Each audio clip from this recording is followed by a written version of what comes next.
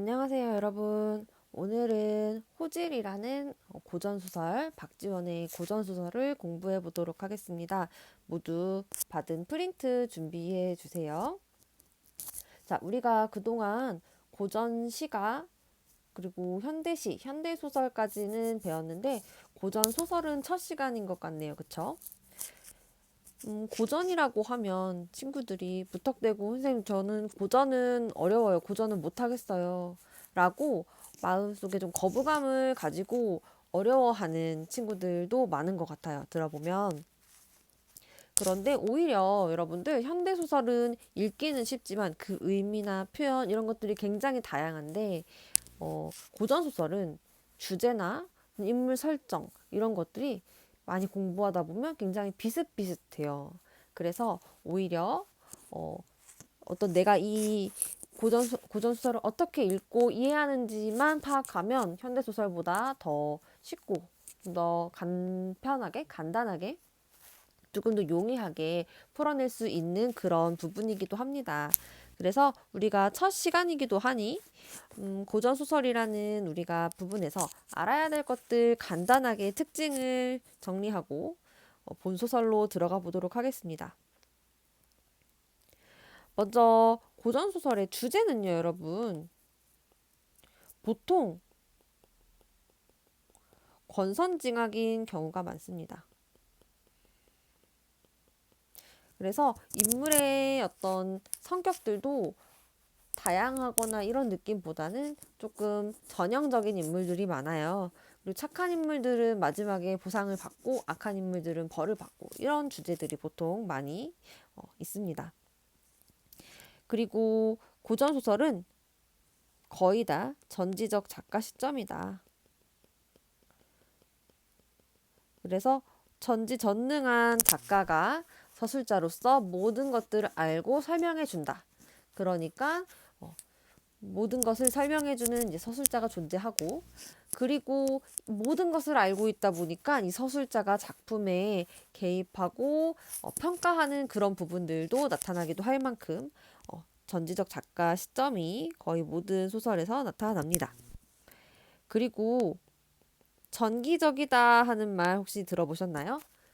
고전 소설에서는 어떤 현실에서 어떤 어려운 문제들 이런 것들이 있을 때 어떤 비현실적인 요소, 기이하고 신비로운 요소들을 가지고 와서 해결하는 그런 것들을 활용하는 경우도 많습니다. 그래서 정기적인 성격을 가지고 있는 소설도 많다. 이제 크게 우리가 이제 주제가 권선징악이 많다라고 했는데 조금 세분화해서 소설의 유형을 조금 분류해 보자면요. 고전 소설은 남녀의 사랑을 다룬 애정 소설도 많습니다. 뭐 이생규장전 뭐 등등 만복사 젖보기 이런 남녀 간의 사랑을 다룬 애정 소설들이 있고요. 그리고 영웅 소설들도 많습니다. 뭐 유충열전, 임진록처럼 어떤 영웅적인 인물이 전쟁에 나가서 뭐 승전으로 이끌고 나라의 어떤 큰 공을 세우는 이런 과정을 그린 영웅 소설. 그리고 가정 소설이라고 해서 어떤 가정에서 일어나는 어떤 가문에서 일어나는 어떤 갈등과 그거를 이제 극복하는 해결하는 과정들 이런 것들 뭐 사시남전기 이런 소설들이 있어요. 그리고 우화소설이라고 해서 우리가 이제 호지를 배우면서 언급을 하긴 할 건데요. 우리 어떤 인간 세상에서 우리가 알아야 될 좀 교훈적인 내용들을 동물이나 식물 이런 동물이나 식물들이 이제 인간인 것처럼 행동하게 해서 그런 교훈적인 메시지를 주는 그런 소설들. 뭐 여러분 장기전이나 뭐 토끼전 그리고 뭐 서동지전 이런 소설들이 우화 소설에 해당이 되고요. 그리고 이제 풍자 소설이라고 해서 특히 이제 조선 후기로 가면서 어떤 사회상에 드러나는 모순들, 좀 부두리한 점들을 풍자하는 그런 소설들도 많이 쓰였습니다. 우리가 오늘 배울 호질은 우화 소설이기도 하면서 풍자 소설이기도 합니다. 많은 고전 소설에는 다양한 특징들이 있지만 정말 굵직굵직한 것만 간단하게 언급을 해봤고요. 우리가 오늘 배울 호질을 들어가 보도록 하겠습니다. 호질이라는 제목 보면 이제 밑에 선생님이 뜻을 달아놨는데 호랑이의 꾸짖음이란 뜻이다. 그래서 호랑이 호자에 질책할 질, 그 꾸짖을 질을 써서 호랑이의 꾸짖음이라고 해석을 하는데요. 호랑이가 무엇을 왜 어떻게 꾸짖는지 궁금증을 일으키는 이제 제목인 것 같은데 그걸 설명하기 위해서는 이제 작가인 박지원에 대한 얘기를 안 할 수가 없을 것 같아요. 자, 박지원이라고 하는 사람에 대해서 여러분들 연안 박지원 다 들어보셨죠? 박지원이라는 사람은 실학자이자 소설가였습니다. 조선 후기에 살았던 활동했던 사람이고 이 사람은 실학자이다 보니까 좀 청나라의 좀 선진 문물들, 기술들 이런 것들 그리고 실용적인 어떤 사상들 이런 것들을 중요시하고 필요하다라고 생각했던 사람이기 때문에 조선 사회의 어떤 그 양반이나 선비들이 좀 추구했던 어떤 학문, 명분적인 것들 있죠. 실용성이 떨어지는 명분적인 것들, 뭐 허위의식, 뭐 위선적인 어떤 그런 체면들, 뭐 이런 것들을 굉장히 불필요하고 좀 바꿔야 한다라고 생각했던 사람이에요. 그래서 사실 시대를 앞서가는 좀 선구안적인 그 당시의 어떤 모습을 바로 볼 줄 알았던 사람이고요. 그리고 글솜씨가 굉장히 뛰어났던 사람이기 때문에 이런 자신의 생각을 소설로 드러내는 그래서 풍자하고 비판하는 그런 소설들 특히 이제 본인이 기득권 측인 양반에 속해 있으면서도 양반 사회의 모순적인 부분들을 굉장히 신랄하게 비판한 그런 사람입니다. 그래서 이 소설에서도 박지원이 이제 호랑이라는 어떤 의인화된 등장인물을 내세워서 양반 사회의 그 부정적인 모습들을 굉장히 강하게 바로 호랑이의 입을 빌려서 비판을 하는데요. 자, 어떤 식으로 어떤 인물들을 가지고 와서 양반의 그런 모습들을 비판하는지 풍자하고 비판하는지 같이 보도록 하겠습니다. 자, 적나라 어느 고을에 벼슬을 탐탁하게 여기지 않는 학자가 살았으니 북각 선생이었다. 자, 북각 선생이라고 하는 요 주요 인물 벼슬에 별로 관심이 없었대요. 근데 이 인물이 굉장히 어떤 뭔가 대단한 인물로 그려져요. 그는 나이 마흔에 손수 교정해낸 책이 10,000권이었고 또 육경의 뜻을 부연해서 다시 저술한 책이 15,000권이었다. 육경 이거 그냥 뭐 유교 경서라고 생각하면 될 것 같은데 나이 마흔에 자기가 낸 책이 뭔가 이렇게 편집하고 뭐 교정한 책이 총 25,000권이래요. 이게 말이 되나? 어쨌든 이럴 만큼 굉장히 많은 책을 써낸 명망 있는 학식 높은 어떤 그런 학자였다라고 표현이 된 것 같아요. 천자와 제후도 그를 굉장히 인정해주는 그런 훌륭한 학자라는 그런 부분입니다. 그래서 학식과 명망 높은 북각 선생에 대한 간단한 소개. 그 다음 두 번째 연에서는요. 그 고장의 동쪽에는 동리자라는 미모의 과부가 있었다. 자, 동리자도 주요 인물인데요. 천자가 그 절개를 가상히 여겨서 그러니까 이 과부인데 절개가 굉장히 높았나 봐요. 그래서 천자까지 이제 그런 것들 인정을 해서 그리고 또 제후도 그 현숙함을 그 어질고 좀 정숙한 그런 모습을 사모하여 인정을 해서 그 마을의 둘레를 봉한다. 뭔가 영지를 내려주고 인정을 하는 거죠. 동리라는 과부가 사는 마을이야 라고 하면서 그 마을에서 어떤 그 인물의 절개가 높음을 인정하는 어떤 그런 여러 가지 보상을 이제 하는 그만큼 동리자가 수절을 잘한다라고 알려져 있었다.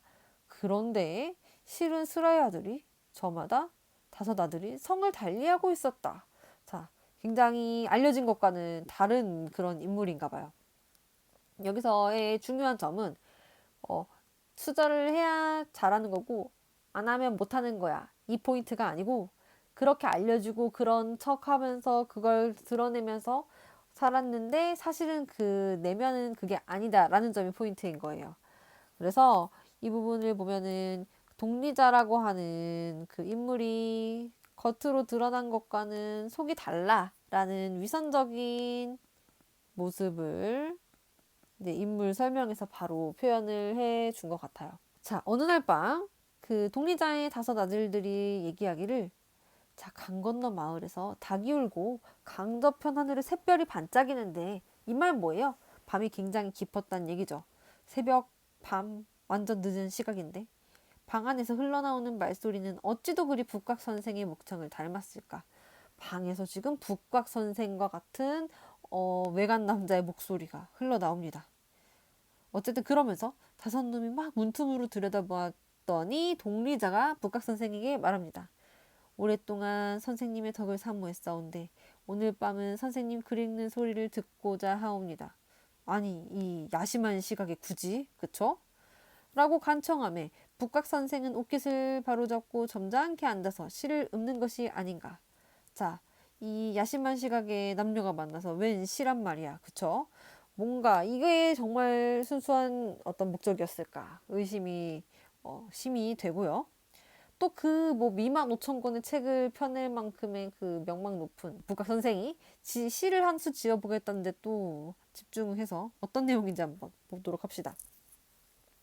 원앙새는 병풍에 그려있고 반딧불이 흐르는데 참 못 이루어 저기저 가마솥 세발솥은 무엇을 본떠서 만들었나 이런 시를 짓습니다.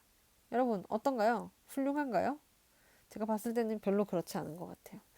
알려진 만큼 그렇게 뛰어난 인물인 것 같지도 않고 여기 와서 그 북각선생처럼 훌륭한 사람이 과부집에 와가지고 지금 이 야심한 시각에 이렇게 히히덕 하고 있습니다. 그러면서 뭐 이는 흥이로다 여러 가지 이제 한시의 스타일 중에 흥이라고 하는 거를 본인이 지었나 보죠. 여기 뭐 가마솥, 세발솥 같은 이 부분은 뭐 동리자의 아들들을 가리킨다라고도 합니다. 어쨌든 간에 이 둘의 야심한 시각의 미래를 즐기고 있는 그런 모습이고 북각 선생을 대하는 동리자의 한번 본심을 한번 생각해 보자는 거예요. 이게 진짜 시를 읽고 뭔가 글을 하기 위한 만남일까? 아닌 것이죠. 겉으로는 어딨어요. 뭐를 사모했다고 하나? 북각 선생이 덕이 너무나 훌륭하셔서 제가 글 읽는 소리를 듣고 싶습니다. 라고 하는 핑계로 둘이 어떤 그런 미래를 즐긴 거죠. 그래서 북각 선생을 유혹하고 북각 선생도 그걸 뭐 좋아서 만난 거겠죠. 근데 뭐 이렇게 뭐 남녀가 만나고 하는 것이 문제인 게 아니라 겉으로 드러난 것과 속이 다른 그런 것이 문제로 지금 박지원이 보고 그것을 표현하고 있는 것 같습니다. 다섯 놈이 서로 소근대기를 얘기에 이르기를 과부의 문에는 함부로 들지 않는다라고 했는데 북곽 선생 같은 젊은 사람이 과부의 방에 들어올 리가 있겠나. 우리 고을의 성문이 무너진대 여우가 사는 굴이 있대. 근데 여우란 놈은 천년을 묵으면 사람 모양으로 둔갑할 수가 있다는데 저건 틀림없이 그 여우란 놈이 북각 선생으로 둔갑한 것이다 하고 함께 의논했다. 여러분들 이 다섯 아들들도 약간 모질하다 그쵸? 이 북각 선생이 왔으니까 북각 선생 목소리가 들리는 건데 아니야 북각 선생이 그럴 리 없어. 저 마을에 사는 저 여우가 둔갑한 걸 거야. 라고 뭔가 비현실적인 요소로 치부해버리는 이런 어리석은 좀 제대로 잘 파악을 못하는 이런 모습을 보여주네요. 그래서 본질을 파악하지 못하는 이 다섯 아들들의 어리석은 모습 이런 것들이 드러나는 그런 부분입니다. 자 그러면서 이제 다섯 아들들이 계속 뭐라고 하냐면 들으니 여우의 머리를 얻으면 큰 부자가 될 수 있고 여우의 발을 얻으면 뭐 어쩌고 여우의 꼬리를 얻으면 애교를 잘 부리게 되는데 우리 저놈의 여우를 때려잡아서 나눠 갖도록 하자. 자 북각 선생을 여우로 오인해서 다섯 아들들이 그 여우를 때려잡겠다 이러고 있습니다. 다섯 놈이 방을 둘러싸고 우르르 쳐들어갔다. 북각 선생 얼마나 놀랐겠어요? 막 당황해가지고 도망을 칩니다. 근데 사람들이 이렇게 밤에 과부집에 갔다가 나오는 모습을 보면 안 되잖아요. 그쵸? 자기가 쌓아온 이미지와 체면이 있는데 그래서 모가지를 두 다리 사이로 쑤셔봤고 여러분 이 모습이 어떤 모습일까 상상을 해봤는데요. 선생님 그림은 못 그리지만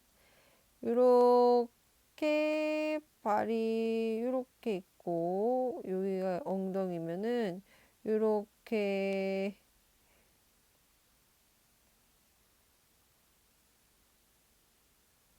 이렇게 된 모습이 아닐까. 이렇게 얼굴을 쳐박고 우스꽝스러운 이 모습으로 막 귀신처럼 막 낄낄거리면서 왔다 갔다 하면서 이렇게 문을 나가서 내댔다가 이거 귀신처럼 한다고 이렇게 하는 모습을 한번 생각해 보세요, 여러분.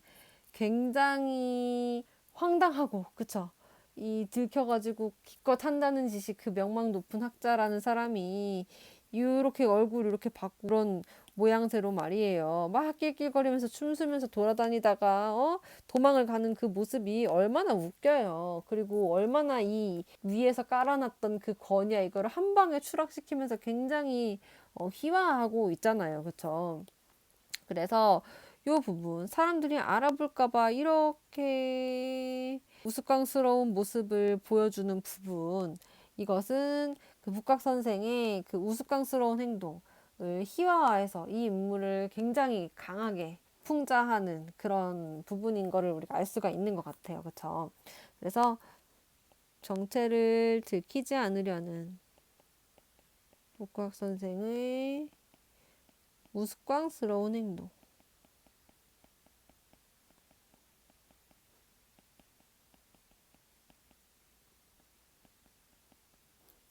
이거를 굉장히 희화화해서 표현하고 있다. 또 가다가 또 구덩이 속에 빠졌네. 우스꽝스럽습니다. 그쵸? 말 그대로. 근데 하필이면 또 그 구덩이에는 똥이 가득 차 있었네요. 자, 이렇게 똥이 가득 차 있었다는 게, 그래서 여기서 왜 굳이 인물을 똥구덩이에 빠뜨렸을까? 이런 좀 작가의 의도를 생각해 볼 수 있는데, 겉으로는 훌륭해 보이지만 속으로는 굉장히 부도덕하고 굉장히 위선적이고 이런 면모를 지니고 있다라는 걸 똥구덩이에서 똥을 뒤집어 쓴 모습으로 딱 표현을 해준 것 같은 그런 부분이에요.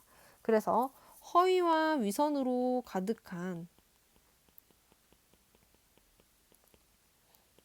그런 북각 선생의 모습을 그 똥구덩이가 가득 찬 그런 모습으로 표현한 것이 아닌가. 똥구덩이에 빠진 것도 모자라서 간신히 기어 올라가서 집에 가야 되니까 일단 올라가서 어떻게 해요? 똥이 묻었어도 가야지. 근데 범이 길목에 떡 앉아 있는 게 아닙니까? 자, 여러분들 우리 왜 전래동화 같은 것도 보면 제일 무서운 존재가 뭐예요? 호랑이죠, 그쵸? 호랑이가 나타나면은 잡아먹힐까봐 막 무서워하고 막 이런 것들이 굉장히 많잖아요. 잘하는 북각 선생이 이제 호랑이와 마주하는 그런 대목입니다. 자, 어때요? 이 호랑이가 이제 북각 선생을 이제 잡아먹어야지 하고 딱 생각을 했을 텐데, 다음 페이지로 딱 보니까 이 범이 북각 선생을 보고 오만상을 찌푸립니다. 구역질을 하면서 코를 싸지고 외면을 하죠. 자, 여러분, 똥구덩이에 빠져가지고 똥을 뒤집어 썼는데 얼마나 냄새나고 더럽겠어요. 근데 이제 이 범은 사실 뭐 진짜 호랑이면은 뭐 잡아먹을 수도 있겠죠. 근데 여기서 이 범은 그냥 진짜로 동물 호랑이가 아니고 의인화된 존재로 이 소설에서 그 풍자를 이제 하는 주체가 되거든요. 그래서 의인화된 존재고 어떤 작가의 의식을 좀 범의 목소리로 대변하는 그런 인물이기도 합니다. 어쨌든 그 더러운 뭐 사실 내면도 외면도 더러운 그 북각 선생을 보고 막 찌푸리면서 얘기합니다. 어허 유자여 더럽다. 자, 이 유자는 선비란 뜻인데요. 이 더럽다는 건 내면도 외면도 더러운 더럽다고 하는 말이라고 해석할 수 있을 것 같고요. 북각 선생은 막 호랑이를 만나가지고 막 세 번 절을 하고 꿇어앉아서 우러러서 아래로 보면서 호랑님의 덕은 지극하시지요. 대인도 당신을 본받고 제왕도 네 걸음을 따라하고 자식도 그 효성을 본받고 장수도 위엄을 취하고 하면서 넌 그만큼 너무너무 잘났어. 그래서 하토의 천신은 감히 아랫바람에 서옵니다. 나도 너의 밑에 서서 너의 그런 것들을 따르겠어. 막 하면서 살려달라는 아첨을 막 합니다. 범은 근데 북각 선생을 막 꾸짖습니다. 여러분, 이 소설의 제목이 호질이죠. 이 호랑이가 이 인물의 더러움 이런 것들을 꿰뚫어 보고 정확하게 그리고 굉장히 직접적으로 막 비판을 하는데요. 뭐라고 하나 들어봅시다. 내 앞에 가까이 오지 마라. 내 듣건대 유는 유라 하더니 여기 유는 유다라는 건 선비 유자와 이제 아첨할 유자 동음이 이어를 가지고 빛과 얘기합니다.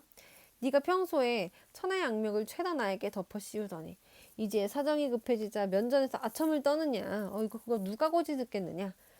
그러면서 천하의 원리는 하나뿐이다. 범의 본성이 악하면 인간의 본성도 악한 거고 인간의 본성이 선하면 범의 본성도 선한 것이다. 라고 하면서 지금 평소에 니네가 범한테 악명을 다 뒤집어 씌웠지? 하지만 그렇지 않아. 만물의 본성은 다 같아. 라고 이게 원래 박지원의 그 사상 중에 하나였다고 하더라고요. 만물의 본성은 하나다. 뭐 이런 얘기를 하고 있는 거고. 이어지는 말은 이제 북각 선생에 대한 비판, 더럽다, 아첨하느냐, 이렇게 하다가 이제 인간 세상 전체에 대한 비판으로 확대가 되거든요. 자, 보세요. 너희가 떠드는 천소리, 만소리는 오륜에서 벗어난 것이 아니고 경계하고 권면하는 말은 내내 사강에 머물러 있다. 그런데 도회지에 코베이고 발꿈치 잘리고 얼굴에다 자자질하고 다니는 것들은 다 오륜을 지키지 못한 자들이 아니냐. 자, 이거 무슨 뜻이냐면 너네 맨날 오륜, 뭐 사강 이런 거 해야 된다고 맨날 떠들고 그러지? 근데 왜 도시에만 나가면은 코 잘리는 형벌 받은 사람들, 발꿈치 잘리는 형벌 받은 사람들, 얼굴에다가 막 죄명 그 먹물로 막 이렇게 쓰는 그런 형벌 받은 사람들 왜 이렇게 많은데? 그거 다 우리 지키지 못한 자 아니야. 니네 인간 세상에는 그렇게 부도덕하고 악한 놈들이 많아가지고 그런 형벌을 맨날 줘도 모자라지가 않아. 항상 넘쳐나. 중지되지도 않아. 멈추지도 않아. 범의 세계에서는 그렇게 죄악 부리는 것들 없는데 너는 인간 세상 인간들은 악해가지고 그런 일들이 아주 끊이질 않고 일어나는구나. 그러니까 우리가 범이 낫지 니네가 낫다고? 막 이런 식으로 하면서 인간 사회 전체에 대한 막 신랄한 비판을 합니다. 굉장히 너네 범만도 못해, 동물만도 못해 라고 하는 그런 뉘앙스인 거죠. 자, 그래서 인간 세상의 부도덕함과 잔인함을 막 범이 질책을 합니다. 그래서 사실 이게 작가의 생각인 것 같아요. 그쵸? 작가의 생각인데 범의 목소리를 통해서 인물에서 나아가서 막 인간 세상에 대한 비판까지 합니다. 자, 여기까지만 봐도 북각 선생을 대하는 범의 태도 알 수가 있어요. 이 범은 인간의 그 악함, 그 더러움, 그 추악함, 그 속내를 굉장히 막 구리고 더럽다라고 하면서 피하고 싶어 하거든요. 그래서 북각 선생을 대하는 범의 태도는 국이란다. 자, 구역질을 하고 더럽다고 하고 그리고 거부감을 느끼고 있다.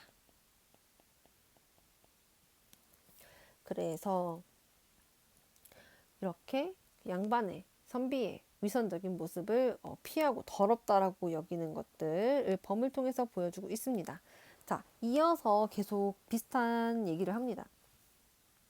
대체 제 것이 아닌데 취하는 것을 도우라 하고 생을 빼앗고 물을 해치는 것을 적이라 하나 너희가 밤낮으로 쏘다니며 팔을 걷어붙이고 눈을 부릅뜨고 노략질하면서 부끄러운 줄도 모르고 심한 놈은 돈을 불러 형님이라 부르지 않느냐. 자, 그러니까 제 것이 아닌데 취하는 그런 도둑 같은 것들 그리고 생과 물을 생물을 해치는 것을 적이라 하는데 니네 맨날 밤낮으로 그러고 다니잖아. 맨날 노략질하고 심한 놈은 돈을 불러 형님이라. 그러니까 돈을 모시는 거죠. 돈만을 숭상하는 그런 사람들. 또 장수가 되기 위해서 제 아내를 살해하기도 하잖아. 이게 약간 고사, 중국 고사를 가지고 온 내용이에요. 어쨌든 그래서 니네는 이런 애들인데 어떻게 니네가 윤리도덕을 논할 수 있겠니?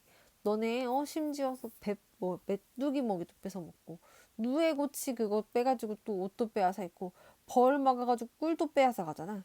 니네 또 심지어는 개미 새끼도 다 젖 담가가지고 먹고 얼마나 니네가 잔인무도한지 아니? 뭐 이든 성이든 이런 막 학문적인 막 성리학적인 것들 맨날 첫날 말하면 뭐해 하늘도 들먹이고 하는데 니네는 하늘에 그런 것도 모르잖아. 이런 거 다 만물은 하늘은 같다고 하는데 니네 그런 것도 모르잖아. 모르고 실천하지 않잖아. 막 하면서 여기 보면 이제 그 선악을 분별해 보자면 너네 개미의 집, 개미가 살아가는 거 막 그렇게 노략질하는 거 이건 천지간의 도둑이야. 메뚜기야 누에 미쳐 메뚜기 누에 고치 그 밥 같은 거 니네 다 그거 가져가는 거 그것도 니네 완전히 인간 이런 인의에 있어서 완전히 너네 도둑놈인 거야. 막 이런 식으로 막 비판을 합니다. 그래서 막 북한 선생은 막 이제 범이 화난 것 같으니까 막 뭐 머리를 숙여가면서 맹자의 일러스되 악인이라도 무급제비하면 다 이거 뭐예요. 아무리 나쁜 사람이라 하더라도 다 반성하고 회개하고 다시 태어나면은 다 상제를 섬길 수 있다라고 했어. 나도 다 반성했어. 나도 네 밑에서 그 뭐예요. 그 상제를 섬기는 것처럼 나도 너를 섬길게. 한 번만 살려줘. 막 이런 식으로 이제 목숨 계속 구걸하네요. 그쵸? 목숨 구걸하기 위해서 계속 이제 아첨하는 장면, 비굴한 모습이다라고 알 수 있을 것 같아요. 그래서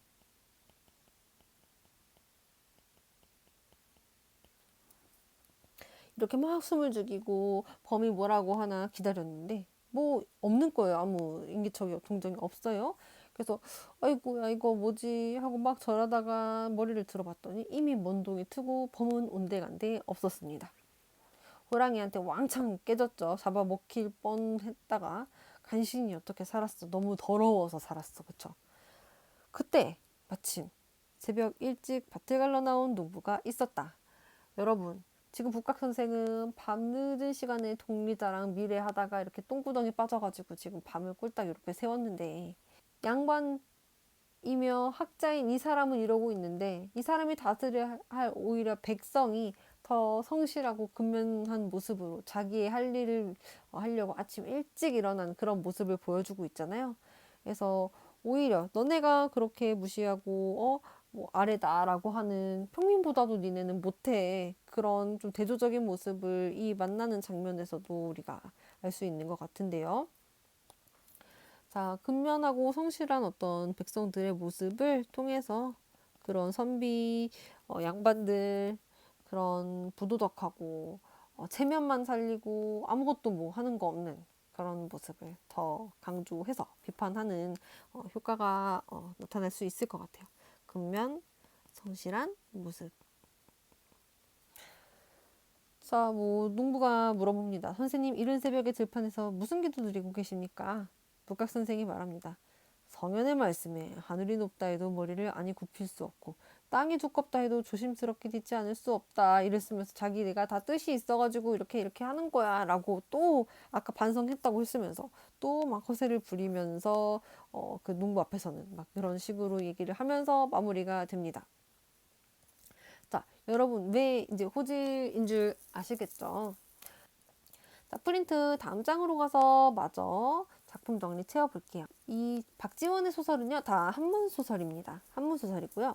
우화 소설. 자, 여러분, 우화 소설이 뭐냐? 우리 그 아까 처음에 고전 소설의 특징에서 잠깐 설명한 것처럼 동물이나 식물의 이야기로 교훈을 주는 그런 것이라고 했고, 풍자하는 거. 북각 선생으로 대표되는 그 양반층을 굉장히 신랄하게 풍자하고 있습니다. 자, 시간 뭐 적나라 공간 어느 골, 자, 시공간적 배경 확인했고 제재는 양반의 위선과 허세였습니다. 그리고 이것을 비판하고 지적하는 것이 주제였어요. 자, 특징은 우의적인 기법을 사용했다.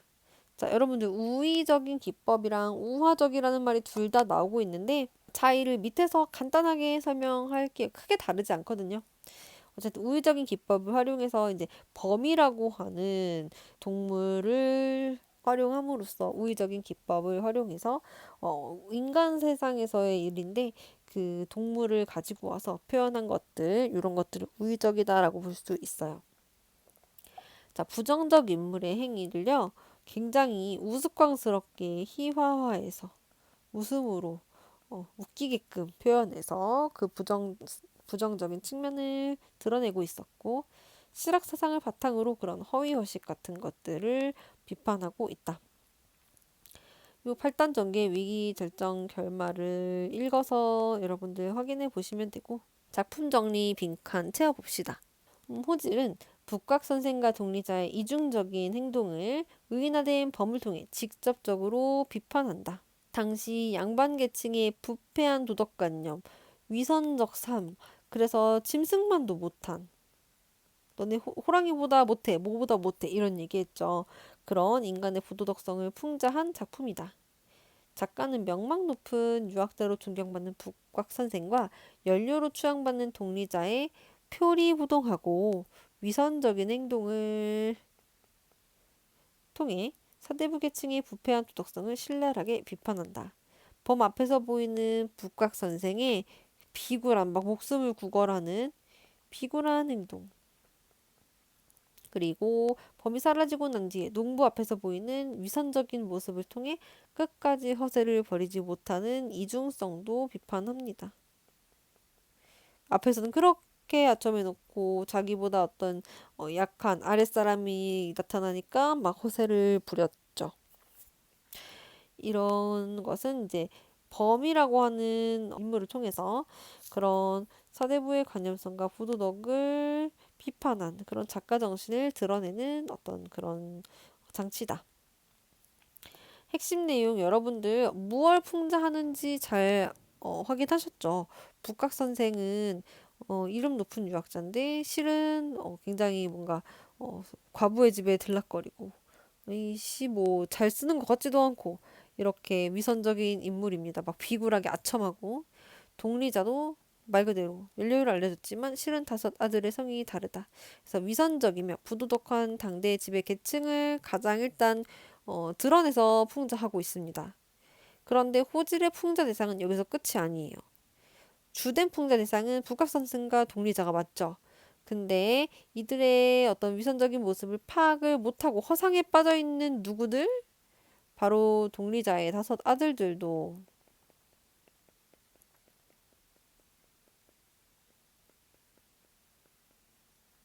부차적인 풍자 대상입니다.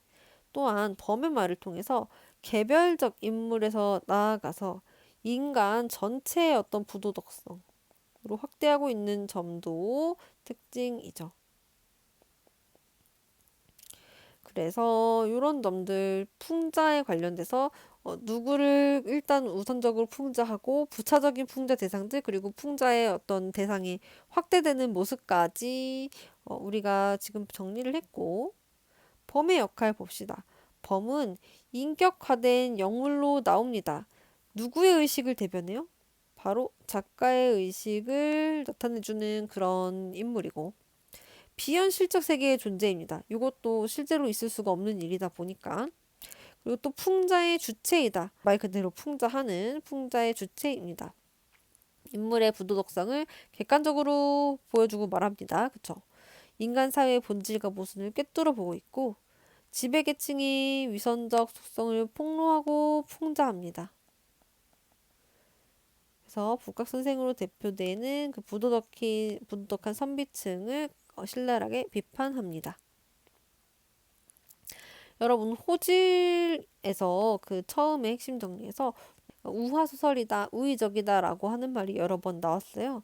이게 비슷한 말이에요. 일단은 우화적인 성격. 이 우화의 가장 큰 특징은 의인화된 부정적인 인물이 등장한다. 그래서 그를 희화하거나 풍자하는 것이 가장 큰 특징이다. 그런데 호질은 우화의 기법을 사용한다. 그러니까 여기 보면 밑에 보면 인간 이외에 동물 또는 식물에 대한 대상에 생활 감정을 부여해서 인간의 생활 감정을 부여해서 사람과 똑같이 행동하도록 하는 거니까 우화의 기법 사용한 거 맞다. 그쵸? 그러면서도 의인화된 인물인 범이 부정적 인물인 북각 선생의 위선, 허세를 풍자하고 있다는 점에서 일반적인 우화와 차이를 보인다. 그러니까 보통은 우화를 쓰면 부정적인 인물을 의인화한다는 거죠. 하지만 호질은 작가 의식을 대변하는 존재에게 의인화를 적용을 했다. 그래서 이런 것들이 일반적인 우화와 차이를 보이는 부분이고요. 이렇게 인간의 속성이 부여된 범을 통한 우회적인 비판은 인간이 인간의 입으로 전하는 비판보다 동물이 나와서 니네 동물만도 못해 하는 게 훨씬 효과가 크지 않겠어요, 그쵸? 그래서 이런 것들이 풍자의 효과를 크게 하는 장치이다. 자, 그러면 이 밑에 부분 우리가 우의와 우화 부분 조금 많이 다른 건 아니에요. 왜냐면은 우의가 우화를 포함하는 개념이거든요. 사실은 어떻게 보면 막 구분하지 않고 쓰이는 경향도 있는 것 같은데 두 개 비슷한 거다 생각을 하시면 될 것 같습니다. 엄밀히는 다르지만. 확인 문제 1번. 작가는 누구 앞에서? 그쵸. 범 앞에서 교원 형식으로 목숨을 구걸하는 이중적이고 위성적인 면을 드러내는 누구를 풍자하는 거예요? 그쵸. 국과학 선생을 풍자 비판하고 있다. 북각 선생과 동리자는 각각 인품이 훌륭한 선비와 수절 연료로 알려져 있지만 사실은 위선적이고 부도덕한 인물이다. 자, 이렇게 우리 확인 문제 1, 2번의 괄호도 한번 채워봤고요. 2번 문제 한번 여러분 풀어봅시다. 이 작품의 등장인물에 대한 설명으로 적절한 거를 모두 골라라. 1번 범은 풍자 대상을 북각 선생에서 인간 전체로 확대. 이거 맞지 않나요? 그쵸? 이거 인간의 어떤 형벌이 줄어들지 않는 그런 부도덕한 어떤 모습들을 막 비판하는 모습, 그런 부분 있었고요. 2번 북각 선생은 범 앞에서 기죽지 않는 당당한 모습? 에이, 완전 아니죠. 그쵸? 완전 목숨 살려달라고 비굴하게 아첨했는데. 3번 천자와 적나라 제우는 북각 선생의 본질을 제대로 평가하고 있다. 이거 아니죠? 그 위선적이고 부도덕한 것을 알아차리지 못하고 굉장히 훌륭하다라고 인정하고 있었어요. 4번 동리자는 과부의 수절을 강요하는 유교적 이념에 적극적으로 맞서고 있다. 엥? 그게 아니고 그 체제에 순응해서 나는 굉장히 수절, 뭐 절개 이런 게 높은 사람이야. 이런 식으로 살고 있기 때문에 아닙니다. 그쵸? 자, 5번. 동리자의 다섯 아들과 농부는 북각 선생의 진면모를 파악하지 못하고 있다. 이거 맞네요. 그쵸? 다섯 아들들은 여우로 오인했고, 농부도 사실 성실하게 일은 하러 가지만 북각 선생의 진면모를 바로 앞에서 이제 맞닥뜨렸음에도 불구하고 파악하지 못하는 그런 모습이 맞는 선지가 되겠죠. 자, 이렇게 해서 지원의 호지를 배워봤습니다. 프린트 빠진 부분 없는지, 이해 안 가는 부분 없는지 한 번 더 확인하시고 오늘 수업은 여기서 마치겠습니다. 자, 모두 고생했어요.